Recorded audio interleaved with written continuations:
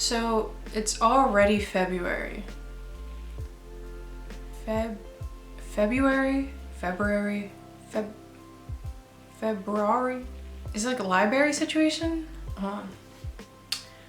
It is a library situation. February. Well, it's already February. It's already February, and amongst many things, it is the month of Valentine's Day, which can be a pretty sore subject for some people.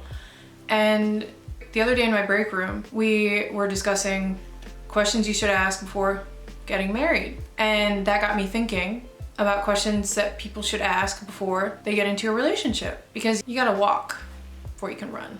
In my case, I haven't even started crawling, which might have you thinking, the are you gonna help me with? Where's your stellar track record of relationships? How do you know what's important to discuss in a relationship when you've never been in one? You know, the coaches don't play the game, but I guess usually coaches have played the game at least at one point in time, which is what qualifies them to be good. I have many friends who have had failed relationships, and through them I've been really able to study just how awful people are at it. I thought it'd be a good idea to share my studies with the world. And basically nothing I have to say is like mind-blowing or revolutionary or anything. It's kind of common sense, but it's kind of like until you hear it or until someone puts it into words, that's when it like clicks. So hopefully this helps some people. Hopefully it helps me eventually if I ever did. Anyway, these are my notes. All right, so basically, I know I said there were gonna be questions, but it's more like steps that you have to do. And within each step, there are types of questions that you should be asking each other. I guess I should tell you what I think a healthy relationship is. Basically, as someone who's witnessed many bad relationships, I think a good relationship is built off trust, communication, honesty, and respect. 4 pillars of relationship, and with these steps, I think you'll really build a strong foundation to like carry you through the rest of it. All right, so first things first, define the relationship. And I know this is the dreaded what are we? And sometimes people don't feel like they have to communicate this. But the thing is, you should never assume when it comes to a relationship, because your experiences will differ from that person's experiences, and also people will literally play you. They will literally play you. They will gaslight you into thinking that 2-year relationship you guys had was all in your head. Boyfriend and girlfriend, what? You thought we were serious?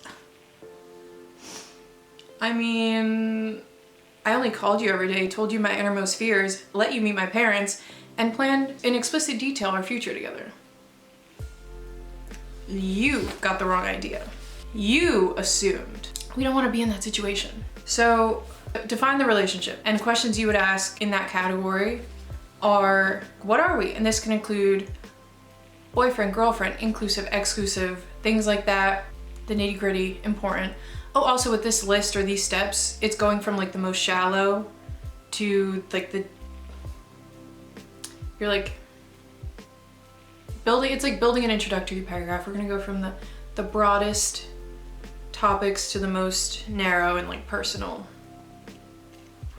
And also, this is not something that you need to do like all at once. You don't need to sit down with them and they're like, will you go out with me? And then for you to just be like, it's not, you don't have to ask these questions all at once. I just feel like you should do it before you agree to be more than just dating with someone.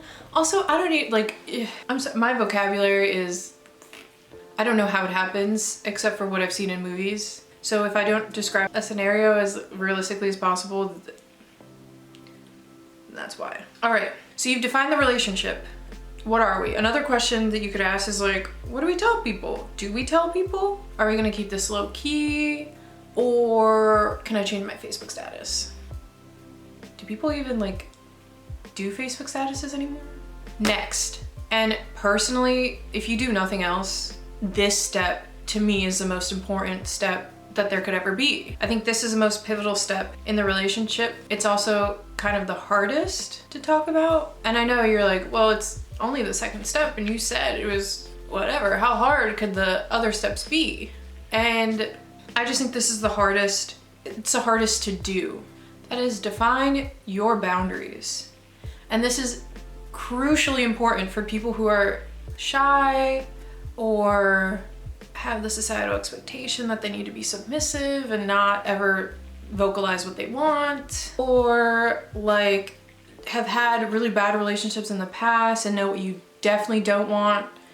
You need to define your boundaries. It's all about getting rid of miscommunication and misunderstandings and just cutting the fat, getting straight to the point. So questions in this category include, what are you comfortable with? Are you comfortable with PDA? Are you comfortable with me posting you on social media, hugging you and kissing you and like putting baby, I love you forever?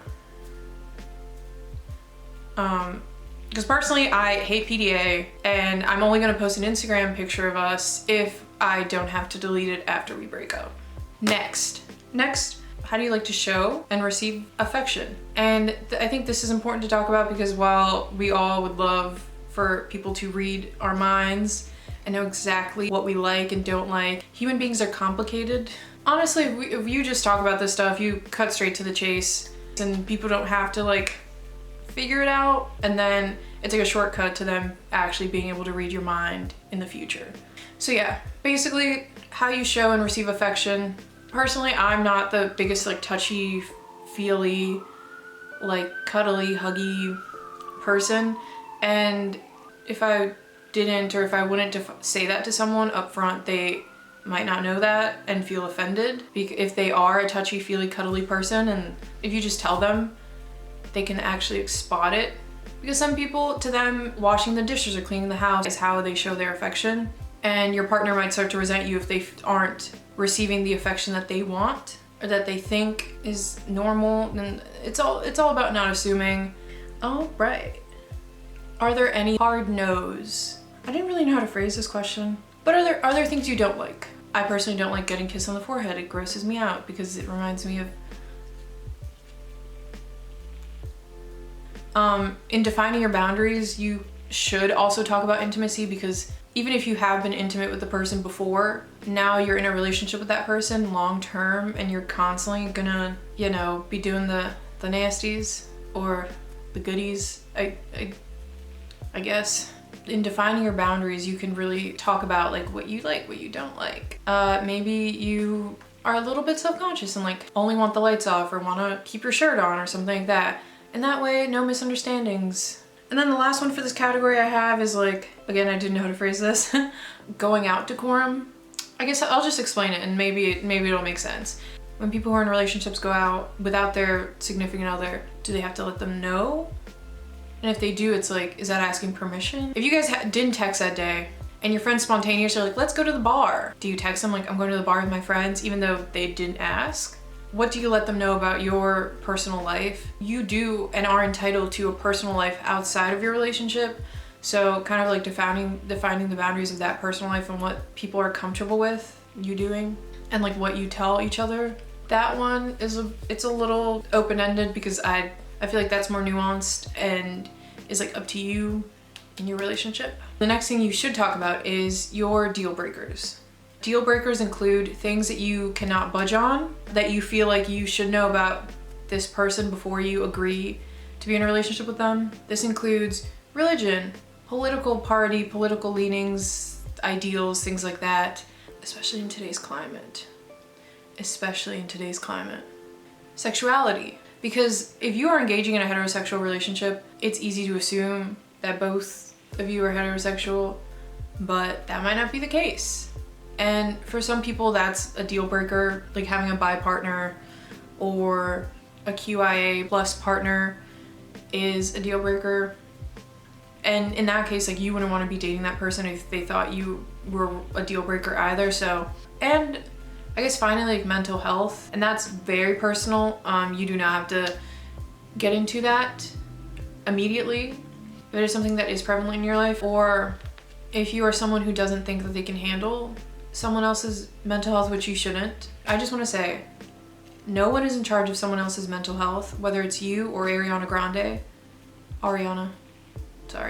Whether it's you or Ariana Grande, and it's totally okay if you do not want to date someone, and vice versa. Like, you do not want to date someone who doesn't like you, won't be there for you when you need them. So it's all about transparency. You do not want to be surprised. You do not want to be blindsided by anything. These are the hardest questions that you can talk about. If you start out your relationship like this, then the rest of it will be so much easier because you've already gotten through the hardest bits of you. The very last step is to manage your expectations. Actually, should this be further up top? Well, it's at the very end, so I wrote it at the end, so I'm gonna say it at the end. Basically, you want to manage your expectations of the relationship. What do you want at the end of this? I know a lot of people who think that if dating for marriage is like the only reason to date, and if you aren't dating for marriage, then it's like a waste of their time. Like, you don't want to waste anyone's time. You don't want to be in a relationship where you have different goals for the relationship. Like, you guys want to agree, you're co-pilots on the ship. This is something that people don't ever talk about until it's like 5 years in. And like, hold on, I wonder if they're gonna propose, and they're like, oh wow, isn't it so nice that they accept me even though I clear to me alone that I do not want to get married. So supportive. And so it's one of those things, like a lot of these things that people just assume, they never bring up, or people like hide the fact that they don't want a serious relationship, and they'll just like not lie per se, but because it was never brought up, they just keep it quiet, all along knowing what their intentions are, and also what your intentions are, knowing that they're not the same, but because it's convenient to just stay in this relationship, they will lead you on. Like I said, be on the same page. Basically, the word of the day is communication. Communicate effectively, honestly, and your relationship will be fine. So yeah, ultimately, the very, very end, manage your expectations. I think you should go into a relationship with high standards, but like low expectations. And what I mean by that is you should go into a relationship holding it to the standard of a good relationship, like that it's safe and warm and like comfortable, reliable, that it's something that doesn't cause you stress or pain or all the tenets of a bad relationship. But you should also not expect to be married in 5 years, living in Conshohocken with a Labradoodle and your 2 twin girls, you know?